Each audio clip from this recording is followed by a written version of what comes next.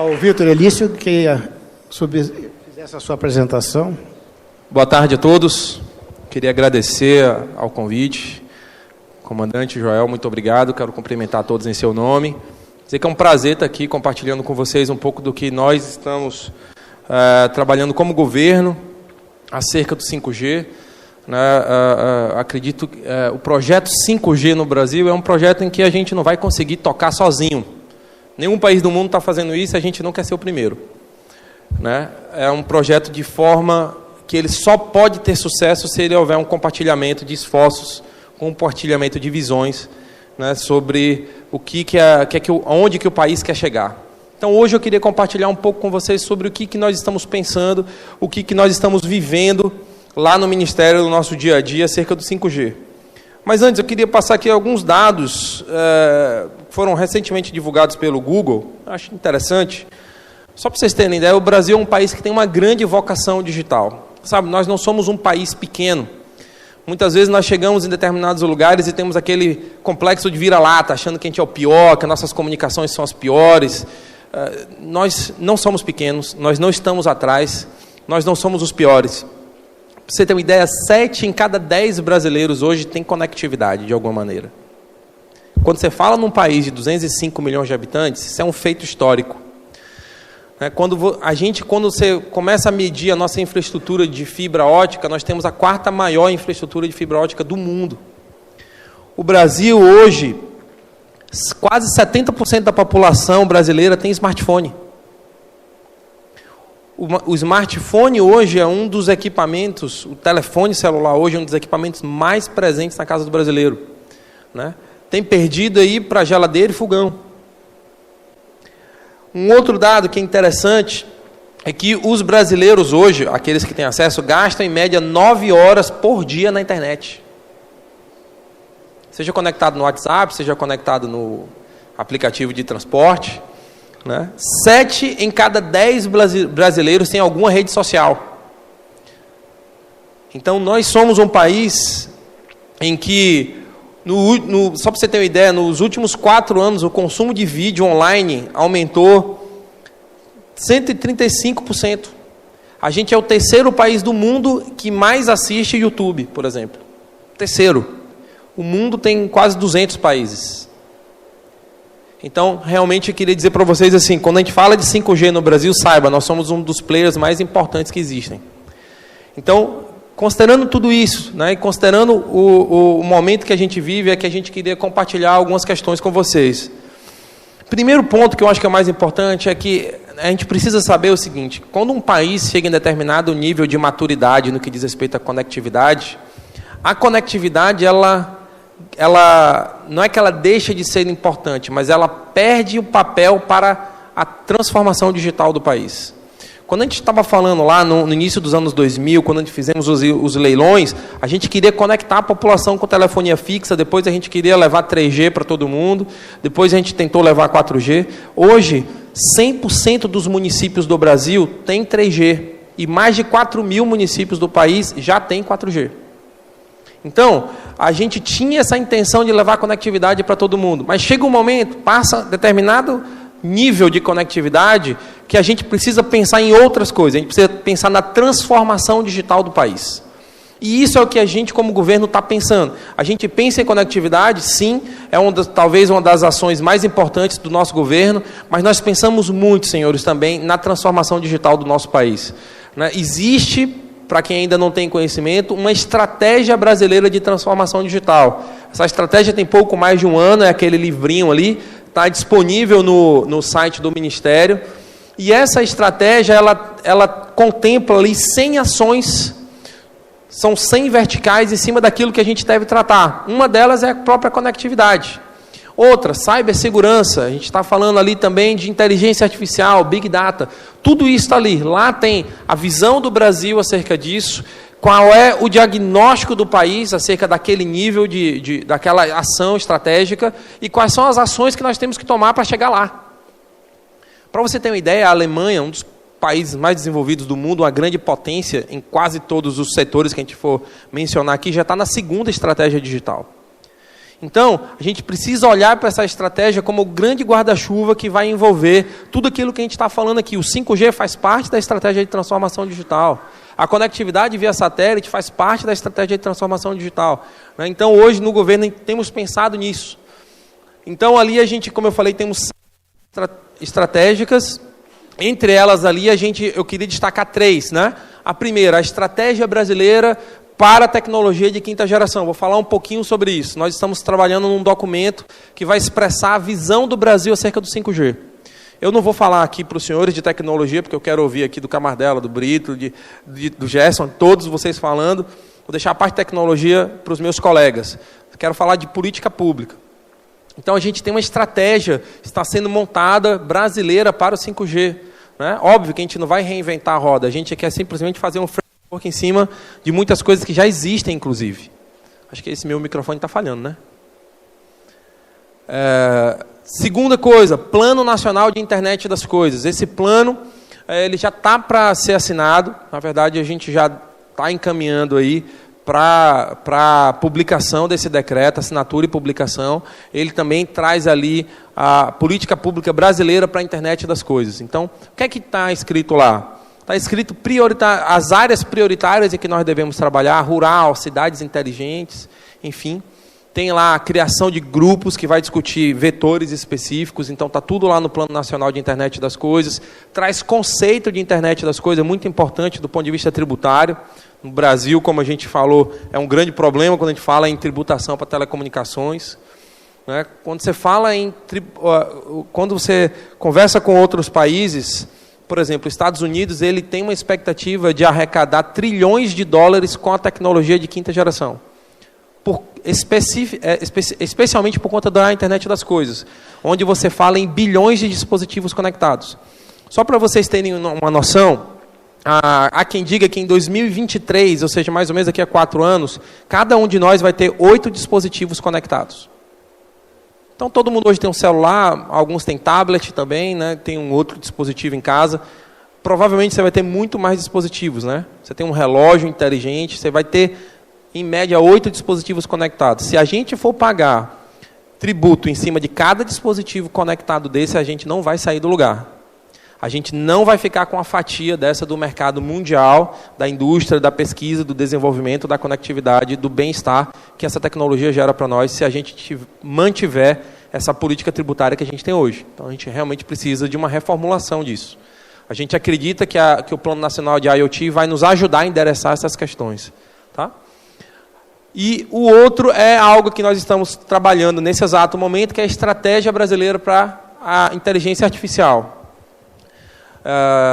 Nós já temos uma série de ações de P&D desenvolvidas e em desenvolvimento sobre inteligência artificial, mas nós estamos desenvolvendo agora uma estratégia brasileira. O que é que nós queremos? Que princípio que nós iremos adotar com inteligência artificial? Né? Os senhores, creio que todo mundo aqui do setor de tecnologia, há uma série de questões extremamente complexas e delicadas quando você fala de inteligência artificial. Uma série. Vou dar um exemplo recém tem uns 2, 3 anos, havia um sistema de identificação facial que utilizava inteligência artificial e ele confundia pessoas negras com animais, por exemplo. Então você tem uma violação de princípios éticos gravíssima. A empresa já corrigiu a falha. Mas nós precisamos saber o que queremos e se der problema, como que nós iremos consertar. Tá? Então a gente tem uma lei geral de proteção de dados que nos ajuda também com isso. Então nós estamos estruturando isso. Fizemos agora uma chamada pública para uma consultoria nessa área. Ficamos até surpresos com a quantidade de consultores interessados em ajudar o país nessa estratégia. Né? Óbvio que é uma consultoria remunerada. Mas provavelmente vamos publicar isso, vai ter consulta pública e você pode participar gratuitamente, se você quiser. E aí, meus caros, então, que potenciais que a gente vê aí para as aplicações de 5G? Isso aí, como eu falei, algumas pessoas vão falar em nível mais detalhado. Agricultura de precisão. Nós, a agricultura hoje, representa 23% do nosso PIB. Então, quando a gente fala de uma área que tem que ter evolução tecnológica, a gente tem que envolver a agricultura, a gente tem que envolver o campo. Né? Quando você tem hoje aplicações que elas melhoram o esquema de produtividade rural, Por exemplo, você tem lá um dispositivo que consegue prever a chegada de pragas. Você certamente vai... Porque quem tem fazenda aqui sabe disso. Você tem épocas do ano que você aplica defensivo agrícola na plantação inteira, independente se tem praga, se não tem, se vai ter. Se você acha que tem, você aplica defensivo agrícola. Gasta uma fortuna de dinheiro. E isso encarece o produto que eu e você compramos no supermercado. Quando a gente fala de IoT aqui, você tem dispositivos que conseguem prever a chegada dessa praga ou dizer, ó, esse ano não vai ter praga. Você não precisa colocar defensivo agrícola. Isso você gera uma economia. Ou então você consegue prever, por exemplo, você consegue medir mais precisamente a umidade do solo, e com isso você desliga sistemas de irrigação, ou você irriga somente a quantidade que é necessária. Então nós temos que pensar em agricultura de precisão aqui. Na internet, vídeo e dados, isso com o 5G isso vai aumentar demais. Né? Um outro ponto que nós também estamos trabalhando, cidades inteligentes. Recentemente a UIT soltou um material muito importante no grupo de estudos número 20, quem acompanha a UIT deve ter acompanhado isso, que estabelece um framework acerca de cidades inteligentes e sustentáveis. É um documento imenso, que tem uma série de indicações de políticas públicas, e nós, como país, queremos seguir esse documento. Em breve nós vamos estar também publicando uma estratégia brasileira para cidades inteligentes, obviamente que em conjunto com outros ministérios, nós vamos tratar e aí vamos divulgar adequadamente. Um outro ponto aqui são veículos autônomos. Eu creio que esse aqui é algo que a gente já está vendo cada vez mais. Quando a gente fala de autonomia veicular, já tem veículo no Brasil, tem índices de veículos autônomos. Né? Tipo assim, tem do 1 ao 7. O 7 é o carro que você senta no banco de trás e ele te leva para casa. A gente já tem veículos à venda no Brasil no nível 5 de conectividade, de autonomia. Se você estiver numa boa estrada, você coloca lá o destino para onde você quer ir, ele faz curva, freia, sem você precisar colocar a mão no volante. Mas, por favor, não saia do banco ainda, porque nós estamos preparados. Tá? Outro dia me assustou algo aqui. Um desses grandes empresários e pensadores do mundo falou o seguinte: o carro autônomo, preste atenção, vai ser popular mais cedo do que o carro elétrico. Carro autônomo vai se tornar popular antes do que o carro elétrico. Gente, já tem carro elétrico vendendo, o carro autônomo não tem. Como que isso vai acontecer? Vocês saberem que essa tecnologia bate a nossa porta. Avançando aqui, para baixo. Então, nas nossas políticas públicas para o 5G, o que é que nós vamos tratar lá? Primeira coisa, uso do espectro de radiofrequências, né? Como que a gente quer usar o espectro, de que maneira que esse espectro deve ser utilizado. Né? Obviamente que compete à Anatel, e aí eu quero aproveitar para cumprimentar os meus colegas que estão aqui, compete à Anatel discorrer acerca de uso de radiofrequência, mas tem que existir uma política pública que dê orientações gerais acerca disso. Quando você vê sobre 5G, países estão adotando estratégias diferentes sobre isso. Países estão leiloando faixas diferentes. Quando a gente pega, por exemplo, satélite, tem uma dicotomia no mundo sobre duas faixas de ondas milimétricas, 26 e 28 GB. Os Estados Unidos usa 28 GB, não usa 26. A Europa é o contrário. E a gente vai para onde? Então, tudo isso precisa ser discernido aqui. Tá bom? Mercado e competição também. A questão de estimular, isso tudo tem a ver com leilões de frequência também. Os Estados Unidos ele tem um foco, assim como a Alemanha, um foco em indústria. Então, os Estados Unidos fez recentemente o leilão do 28 GB por condados. O condado nos Estados Unidos são regiões pequenas, às vezes o município inteiro é um condado só, às vezes você tem vários condados no município. Tinha lote sendo vendido a $3 mil. Enquanto a Itália fez um leilão de 5G que arrecadou quase 4 bilhões de euros. Quem sabe, a Itália não é o país mais rico da Europa. Fez um modelo de negócio que eu particularmente não faria no Brasil, dividiu o espectro em poucas faixas grandes de frequência, as operadoras se mataram para não perder, porque ninguém sabe o dia de amanhã. Botaram o dinheiro que eles pediram. Teve um ágio absurdo. Vai dar certo isso? A gente tem que pensar nisso, porque senão a gente pega o nosso 5G e joga por água abaixo. A mesma coisa no que diz respeito à pesquisa, desenvolvimento e inovação. Está aqui um representante do Inatel. Né? Extremamente importante que a gente também possa desenvolver tecnologia local. Que tipo de estímulo que a gente vai dar? O nosso ministério é responsável também por isso. Hoje a gente vive uma dificuldade com cortes orçamentários, mas a gente crê que a gente vai superar isso em breve para que a gente possa estar desenvolvendo mais P&D no país. As aplicações de 5G, importantíssimo isso. Os países estão identificando as suas prioridades. Nós queremos identificar as nossas. Como eu falei, a Alemanha, o foco dela é indústria. Óbvio que sem prejuízo de outras, mas ela não está focando o 5G dela em cobertura rural. Ela está focando em micro-redes para fazer cobertura em zonas industriais. Porque o foco dela é esse. Então, nós estamos trabalhando nisso. Né? Óbvio que nós, como eu falei no começo, nós não vamos fazer isso sozinhos. Esse documento certamente vai ser posto em consulta pública para a participação de todos e vamos aproveitar principalmente os trabalhos do 5G Brasil que já foram feitos. Tá? Mas é importante que a gente identifique as nossas áreas prioritárias. Né? Outra questão, inclusão digital. Quando a gente fala ali, 7 a cada 10 brasileiros estão conectados. Chegar nos últimos 3, meu amigo, é muito mais difícil do que nos primeiros 10. Porque esses últimos 3 estão nas áreas remotas, esses últimos 3 estão nas regiões economicamente inviáveis. Então a gente às vezes tem que botar dinheiro para ir lá, que é o nosso caso, que a gente usa o nosso satélite brasileiro, que hoje a gente já tem alcançado a marca de mais de 1 milhão de alunos conectados através do satélite brasileiro. Tá? Então, por último aqui, a gente também quer discorrer nesse documento acerca de segurança cibernética. Muito importante, na verdade, isso só vai trazer orientações, é o Gabinete de Segurança Institucional que tem tratado de cibersegurança, e tudo isso que eu falei aqui está no âmbito da estratégia de transformação digital. Então, estamos trabalhando junto com eles acerca disso. Né? Vivemos aí, o mundo está também dividido agora, com questões envolvendo empresas que são multinacionais, acerca da segurança das tecnologias de quinta geração. E algo que a gente precisa saber, o 5G ele tem que nascer com segurança, com aplicações de segurança. Não tem, preste atenção, não tem como a gente vender depois dispositivos de segurança para bilhões de dispositivos que já existem. Ou a gente já compra o dispositivo sabendo que ele é seguro, ou depois você não tem como comprar uma aplicação e colocar nele depois, já era. Tá? E, para acabar, essa aqui foi mais ou menos o que eu já falei. Só para dizer para vocês, certamente o documento vem com essa estrutura aqui. Então a gente vai fazer um diagnóstico, mais ou menos com a estratégia de transformação.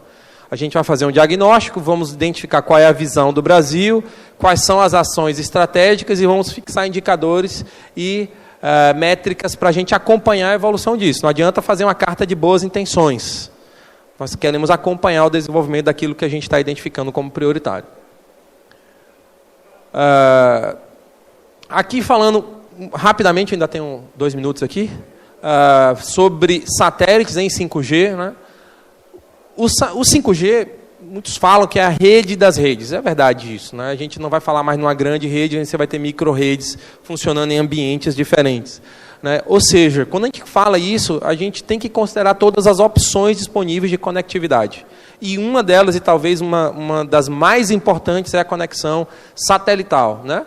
Por quê? O satélite ele tem capacidade de cobrir áreas urbanas e rurais. Por exemplo, o satélite brasileiro, tem outros satélites também que exploram o Brasil, tem essa capacidade, cobre o país inteiro. Eu cubro qualquer lugar.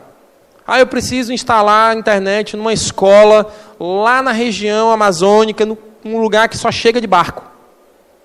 Eu consigo botar a internet lá.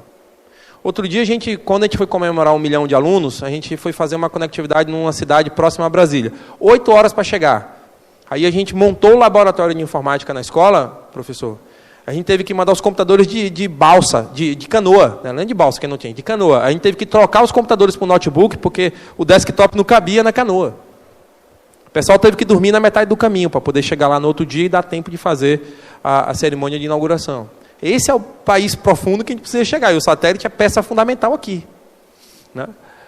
Outra questão, né? O satélite ele vai servir tanto como rede de acesso, ou seja, você vai usar o satélite diretamente, as tecnologias estão avançando nesse sentido, quanto ele vai funcionar como backhaul, ou seja, como uma rede que vai permitir uma rede de acesso local.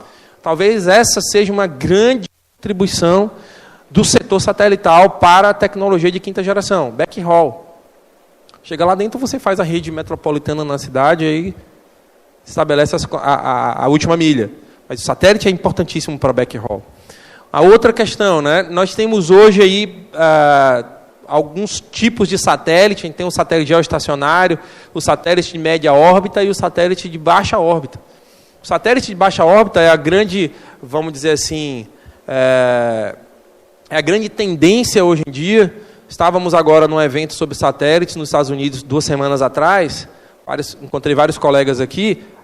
Essa é a tônica. Satélite de baixa órbita. Por quê? Tem baixa latência, uma boa capacidade de cobertura, mas aí também você precisa de mais satélites. Vocês estão falando de constelações de satélites. Né? Empresas que já atuam no Brasil vão lançar constelações de satélites. Tem empresa americana que vai lançar 4.000 satélites. Pensa 4.000 satélites girando ao redor do globo. Só uma empresa. Tem empresa tem outras empresas que vão fazer mais ou menos a mesma coisa. Tá? Então, satélite é fundamental para a gente ter conectividade para que o 5G também seja real. Né? Por último, a gente vai ter aqui na WRC, que vai ocorrer no Egito, no 2º semestre desse ano, a padronização do 5G. Né? Todos já devem saber disso, acompanham o setor, mas o 5G ainda não está padronizado.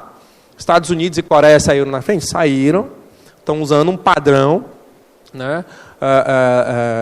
Mas não é ainda o padrão que foi estabelecido pela OIT. Tá?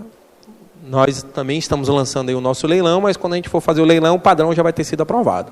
Tá ok? Isso aqui eu já falei, né? A integração entre redes, né? É extremamente importante, com o uso simultâneo de várias tecnologias, ou seja, para viabilizar o 5G. Enfim, na verdade o 5G ele tem 3 bases de conexão. Né? Conexão ótica, a gente precisa de fibra. 30-40% da conectividade do 5G depende de fibra ótica. A gente vai precisar de satélite e a gente vai precisar da infraestrutura de redes móveis que a gente já tem e que vai precisar construir aí no futuro. Tá?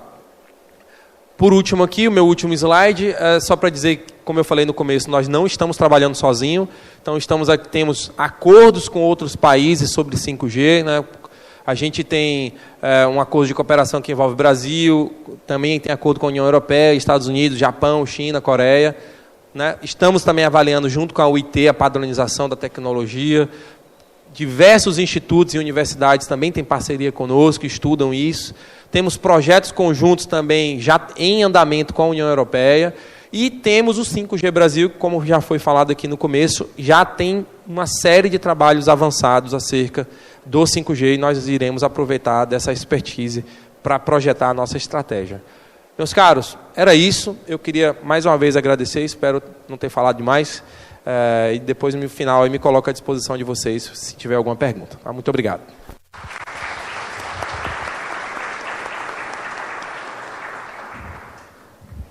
Obrigado, Vitor.